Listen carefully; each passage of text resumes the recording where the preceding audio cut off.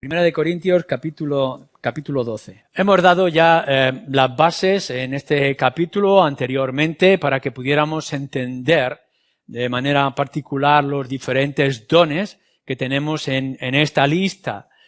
Vuelvo a recordar que no son listas definitivas, sino que son ilustrativas, puesto que hay variedad en otros lugares de la carta de Pablo, como también de los otros escritos del Nuevo Testamento. Por tanto, la lista de dones, algunos que los han clasificado como si fueran unos 20 y tanto, 29, podría ampliarse mucho más. Tenemos que tener claro esos principios en la manifestación del Espíritu, es para edificar a la Iglesia, etcétera, para que luego podamos ir viendo cada don en particular en el contexto en el que nos encontramos, que es la Iglesia. En esta mañana nos centramos en ese segundo don que se nos dice en el versículo 8. Antes ya pudimos ver el don del Espíritu que nos da la sabiduría, o que ofrece la sabiduría, y ahora tenemos otro que es de las palabras de ciencia, dice según el mismo Espíritu. Enseguida podemos estar pensando qué es lo que Pablo y qué es lo que la Escritura nos quiere decir que ha dado a algunos, como dice, palabra de ciencia. Si miráis en particular en esta carta de Pablo a los Corintios, también la segunda, pero en otros lugares también, la misma palabra en griego que aquí se usa para ciencia es más común que se traduzca por conocimiento. Es decir, ciencia y conocimiento tienen su mismo origen en la palabra que Pablo estaba utilizando. Lo podremos traducir, por tanto, de las dos formas. Fijémonos en primer lugar. Lo que nos dice la Escritura y nos dice Pablo desde el comienzo es que todos nosotros, como creyentes, tenemos conocimiento. Lógicamente, no se está hablando de ese conocimiento natural que aprendemos y que todo ser humano tiene. El de que hemos aprendido a hablar o hemos aprendido a caminar o cualquier otra parte de nuestro conocimiento que adquiramos en la escuela o en el hogar, etcétera. Pero no se está refiriendo a esto. Fijaros bien, en el capítulo 1, versículo 5, en el comienzo de la carta al apóstol Pablo a esta iglesia en Corinto, dice así: porque en todas estas cosas fuisteis enriquecidos en él, en toda palabra y en toda ciencia. La palabra ciencia, en todo conocimiento. Y si pasáis al capítulo 8, en el versículo 1, en cuanto a lo sacrificado a los ídolos, sabemos que todos tenemos conocimiento. Es verdad que el conocimiento envanece, pero el amor edifica. Pero todos tenemos conocimiento. Lo que Pablo está transmitiendo en ese comienzo de la carta, el capítulo 5, el capítulo 8, es que todos tenéis el conocimiento básico como creyentes y como parte del pueblo de Dios. Lo que un niño en la fe y una persona, un creyente normal en la fe, tiene o ha adquirido. Es un conocimiento general, es un conocimiento básico, pero que es suficiente sobre el Evangelio, sobre la vida cristiana y sobre Cristo. Cualquiera de vosotros que dice ser creyente, que ha recibido en su corazón el Espíritu y ha confesado su fe en el Señor Jesucristo, tiene este conocimiento que en otras partes nos dice que incluso los niños pueden llegar a tener o pueden llegar a alcanzar. Todos podéis entender lo que es el pecado y lo que es la gravedad del pecado delante de Dios y lo que es poner la confianza en el Señor Jesucristo y lo que es nacer de nuevo. Son lecciones básicas, son los 4 puntos, los 4 pasos, como dicen, o las 4 leyes del Evangelio. Soy pecador, pero Cristo es mi Salvador. Si pongo mi fe en el Señor Jesucristo, mis pecados serán perdonados. Esto lo entienden incluso los más pequeños, los mismos niños. No hace falta, por ejemplo, que yo os explique acerca de los 10 mandamientos. Vosotros vais, ya sea a Éxodo, vais a Deuteronomio, y leéis los 10 mandamientos y sabéis lo que es amar a Dios como único Dios verdadero, con todo vuestro corazón, alma, mente y fuerza, y podéis ver lo que es guardar el día de reposo, o lo que es ser fiel a la esposa o al esposo, etcétera, etcétera. No hace falta que hagáis ningún tipo de análisis, vosotros sabéis lo que eso significa. No hace falta que yo os diga lo que es la oración, el clamor. De alguna manera, incluso antes, cuando buscábamos a Dios y buscábamos su presencia sin ser creyentes, ya estábamos levantando nuestras palabras al Señor. No hace falta que yo os diga la diferencia que hay entre lo que es orar a Dios y lo que es rezar, o hacer esas oraciones repetitivas como si fueran un mantra. Todo creyente sabe este tipo de cosas. La importancia de estas cosas que surgen de una manera natural en nuestra vida cristiana. Todos como creyentes, no solamente tenéis este conocimiento de doctrinas para vuestras propias vidas, sino que además podéis comunicarlas. No hace falta que hagamos ningún tipo de instrucción, no necesitáis ir a un colegio o un seminario bíblico para que os digan cómo comunicar vuestra fe, porque en el momento que nos convertimos a Cristo, instantáneamente nos convertimos en testigos, y por tanto es muy fácil dar testimonio. Es el ejemplo que tantas veces se ha puesto de aquel hombre ciego que fue sanado y que lo único que podía decir a aquellos que le interrogaban con fiereza es decir, yo lo único que sé es que antes era ciego y ahora veo. Antes estaba muerto y ahora vivo. No hace falta que tengamos grandes lecciones para poder decirle a la gente a nuestro alrededor cómo era nuestro estado antes de Cristo y cómo es nuestro estado ahora con Cristo. Fácilmente, no solamente hemos recibido esos pasos de la salvación, esas leyes en nuestra propia vida, sino que los podemos transmitir de manera natural, espiritualmente hablando, a los que están a nuestro alrededor. En todo caso, si no comunicamos el Evangelio y no somos testigos, no es porque no sepamos, sino porque no queremos. Puede ser que haya algún tipo de recelo o de vergüenza. A veces ponemos razones de falta de oportunidad o prioridades equivocadas que podamos traer en nuestras vidas. La vergüenza de salir en público o hablar a la gente, pero no es porque no sepamos decir que Cristo es nuestro Salvador y que Él es el que ha traído perdón a nuestras vidas delante del Padre, sino simplemente que lo dejamos pasar y no lo hacemos. Así que es un conocimiento general. Conocemos las cosas. Vosotros, dice Pablo, vosotros ya conocéis, todos tenéis este conocimiento. Pero, en segundo lugar, tenemos que reconocer que no lo sabemos todo y que debemos de ir más allá, que no nos podemos conformarnos con saber 4 cosas acerca del Evangelio. Cuando está despidiéndose Pablo en el libro de Hechos, capítulo 20, de los creyentes en la costa, les dice, no he rehuido de hablar, de traer a todos vosotros todo el consejo de Dios, todo el conocimiento, todo el plan, los propósitos de Dios. Claro que uno puede llegar y decir, ya conozco que Cristo es mi Salvador y que ahora Cristo es mi Señor.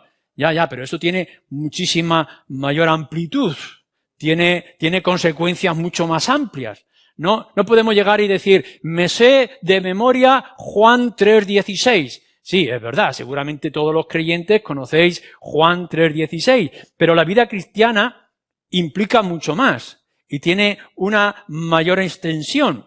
No es únicamente que podamos conocer los versículos que más resaltan en esas Biblias que vienen con fluorescente y que los podamos memorizar, sino que tenemos 66 libros o cartas con una extensión enorme, con un conocimiento muy amplio acerca de lo que es el Evangelio, de nuestro Señor Jesucristo, de la vida cristiana, etcétera.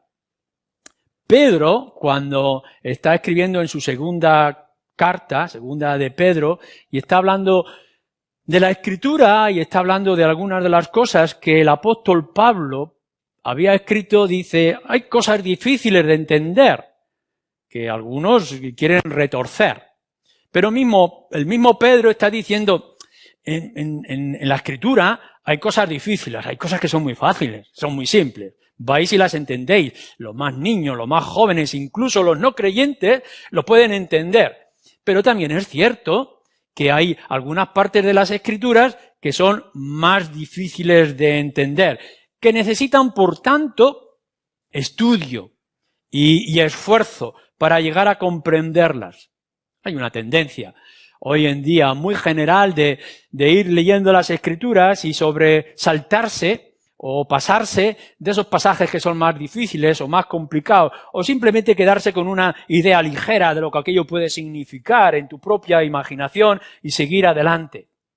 Pero en realidad cuando Pedro o el mismo Pablo nos están hablando de que tenemos que pensar y que tenemos que dedicar tiempo a las Escrituras, es porque hay que dedicar, hermanos, tiempo a las Escrituras, que hay que esforzarnos. O cuando el niño viene de la escuela diciéndole a sus padres, ya he aprendido a sumar, ya sé que 2 y 2 son 4, y que si le sumo otro ya son 5, y así, dice, ya sé matemáticas. Bueno, sí, ya sabes sumar, pero después viene restar. Bueno, si ya sé restar, pues ya sé matemáticas. No, luego viene que tienes que multiplicar, y luego vendrá a dividir, y luego las reglas. No os quiero asustar a los jóvenes, a los niños. Pero las matemáticas son mucho, mucho más amplias y mucho más extensas. No nos podemos conformar con la cartilla. Así es la misma Escritura. Necesitamos profundizar y escudriñar. Para ellos, cuando Pedro estaba escribiendo esa carta, pues sería el Antiguo Testamento. Y las mismas cartas que ya estaban extendiéndose por la Iglesia de los apóstoles. Para nosotros es todo este libro. Tenemos el Antiguo y el Nuevo Testamento, con una gran riqueza, con una gran profundidad. Y gran parte de las Escrituras necesitan ser analizadas, contrastadas, necesitan codos para que podamos profundizar en ellas. Fijaros lo que nos dice, por ejemplo, el apóstol Pablo en la carta a los Romanos.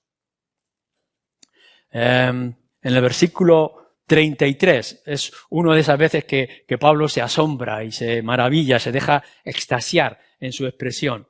En Romanos capítulo 11, versículo 33 dice, oh profundidad de las riquezas, de la sabiduría y de la ciencia de Dios. Cuán insondables son sus juicios e inescrutables sus caminos. Eso no lo estoy diciendo yo, no lo está diciendo ningún creyente, lo está diciendo el mismo Pablo. Y él, con todo su conocimiento, que había estudiado con Gamaliel, con toda su experiencia de relación con Cristo, que lo había visto cara a cara, con el conocimiento que tenía amplio de las Escrituras, aún se deja maravillar y dice, cuán inescrutables son sus caminos, cuán insondables son sus juicios. Es decir, tiramos la sonda, profundizamos en el mar y aún sacamos más, que hay más espacio y hay más extensión. Esto es la sorpresa de las Escrituras. Seguramente para algunos de vosotros que lleváis años estudiando y leyendo la palabra de Dios. Y aún cuando lleváis 10, 20, 30, 40 años, aún seguís sacando riqueza. Y aún os seguís maravillando. Pensabais que en el primer año de lectura, o la primera vez que habíais leído las Escrituras, ya lo sabíais todo. Pero cuanto más os sumergís en el libro, más cosas surgen. Y cuanto más comentarios de la Biblia leéis, más cosas descubrís. Y cuanto más cosas descubrís y aplicáis, más maravillosas os parecen todo aquello que os rodea. Esto es la gran riqueza. Así que uno no puede llegar y decir, me han comentado el Evangelio, ya sé lo que es lo básico, ya sé lo que es suficiente, ya he leído la Biblia, ya no hace falta más. Todo lo contrario. Cuanto más nos han puesto de este dulce manjar, de esta miel que es la palabra de Dios, más queremos, más ansiedad o más ansias de esta escritura nos viene. No te conformes, por tanto, con lo que ya sabes. Estudia la palabra, esfuérzate en ella. Medita cada día, cada renglón de las Escrituras. Y cuando hayas pensado que hayas alcanzado, sumérgete más y vas a encontrar que hay una inmensa profundidad en cada una de sus verdades y en cada una de sus principios. Y cuando hayas encontrado toda esta riqueza, todo este saber, todo este conocimiento que nos trae las Escrituras, o lo hayas extendido porque nunca llegaremos a comprender y alcanzar lo que es insondable, comunícalo y llévalo para que podamos manifestar. Pablo lo pone así, de esta manera, en 2 de Corintios. Dice que podamos manifestar en todo lugar el olor de nuestro Señor Jesucristo. Es decir, que cuanto más nosotros nos impregnamos del olor de Cristo, del conocimiento de las Escrituras, la gente que nos rodea más va a oler a Cristo y más va a descubrir. Se le decía de John Bunyan que si le pinchaban, de su sangre salía Biblia. En sus libros solamente era Biblia. Bueno, esto es exageración literal, pero esto es la verdad que tiene que surgir de cada creyente que se sumerge y profundiza en el conocimiento de las Escrituras. Cuanto más tengamos de la palabra de Dios en nuestros labios, en nuestro corazón y en nuestra mente, cuanto más olamos de Cristo, más va a saber el mundo de quiénes somos y a quién pertenecemos. Claro, hemos dicho, hay un conocimiento básico que nos trae a la salvación y que nos permite ser testigos, y que a la misma vez tenemos que profundizar en toda esa plenitud del conocimiento del Evangelio o de las Escrituras. Necesitamos, por tanto, para todo esto, interpretar bien las Escrituras. Que podamos tener el conocimiento exacto de lo que toda la palabra de Dios, desde el Génesis 1 hasta el final de Apocalipsis 22, nos está diciendo. Hoy en día, y la mayoría de vosotros, los creyentes, no estoy hablando de la gente del mundo, sino vosotros, los creyentes, tendréis que aceptar que hay mucha ignorancia de comprensión bíblica. Es decir, que la gente lee la Biblia, pero no está entendiendo lo que está leyendo.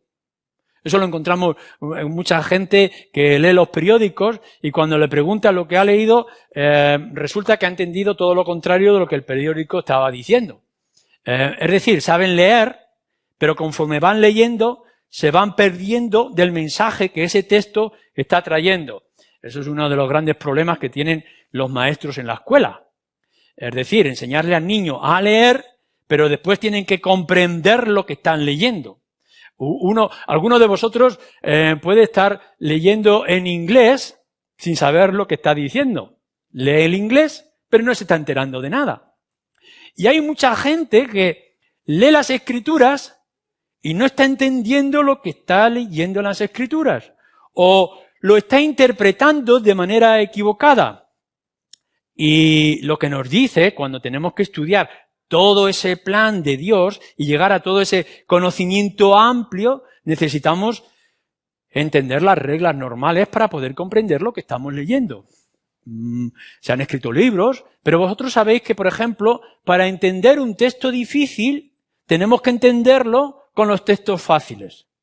O que no podemos sacar un texto fuera de su contexto, porque entonces puede que nos esté diciendo una barbaridad. Es decir, tenemos que seguir las reglas para poder saber lo que la palabra de Dios nos está diciendo para tener este conocimiento.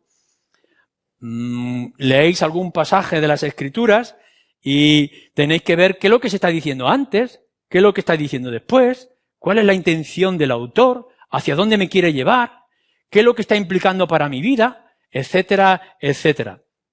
Y someternos nosotros a lo que ese pasaje nos está diciendo. Someter vuestra imaginación, someter vuestra experiencia a lo que está diciendo la palabra de Dios. Porque a veces podemos llegar y decir, sí, entiendo lo que está diciendo la Escritura, pero no me está cuadrando en mi vida o en mi manera de entender. Y uno tiene que llegar a las Escrituras con esta regla básica. Lo que dice Dios, lo ha dicho Dios. Y por tanto yo me tengo que callar. Donde Dios habla, el hombre calla. Tenemos que tener una norma a la hora de ver hacia dónde nos está encaminando toda la Escritura y en nuestro crecimiento, en nuestro desarrollo. El niño hace las preguntas que quiere saber. A veces le queremos decir o enseñar cosas que su mente no está preparada. Pero en general en la educación el niño empieza a preguntar, ¿y esto por qué? ¿Y el cómo? Ese periodo de su vida que está, ¿y por qué? ¿Y por qué? ¿Y por qué? Y entonces es la manera en que ellos van a crecer, haciendo preguntas. Y tú tienes que ir a la Escritura con esta inquietud. ¿Qué es lo que me está diciendo? ¿Qué quiere, Señor, que yo sepa? ¿Cómo lo voy a aplicar esto en mi vida? ¿Cómo me va a ayudar? ¿Cómo me va a facilitar a mí el testimonio a los que están a mi alrededor? ¿Por qué? ¿Por qué? ¿Por qué? Y tenemos que hacerle preguntas al texto, tenemos que hacerle preguntas a la Escritura, hacerle preguntas a la palabra de Dios. Necesitamos, por tanto, interpretar, comprender, aplicar lo que la Escritura nos está diciendo a cada uno de nosotros y a todos nosotros como iglesia. Necesitamos, por tanto, adquirir todo ese conocimiento y toda esa profundidad y aplicarlo. Porque otro de los problemas que nos encontramos en las iglesias y en el mundo en general, pero que afecta a nuestras iglesias, es que hemos aprendido la fórmula, pero no sabemos cómo aplicar la fórmula. Es decir, hemos leído multitud de veces la receta de esa comida, pero siempre nos pasamos a la hora de aplicar los condimentos y los tiempos a la comida. ¿Qué es lo que me dice a mí este pasaje que ahora yo tengo que aplicarlo a mi vida en particular en este contexto del siglo XXI y en mis circunstancias personales? ¿Qué dice la Biblia, por ejemplo, sobre mi conciencia? ¿Y cómo yo tengo que someter mi conciencia? Que por una parte nos dice Pablo en el capítulo 8 de esta carta que nosotros somos libres, que nadie nos puede juzgar en nuestra conciencia, pero que yo tengo que someter mi conciencia para no ser perjuicio a mi hermano más débil. ¿Cómo actúo yo con esto? Es decir, yo ya sé que tengo esto, que ya he recibido la libertad que es en Cristo Jesús, pero mi libertad no me permite hacer lo que yo quiera si yo voy a perjudicar a mi hermano que está a mi alrededor y que es más débil que yo.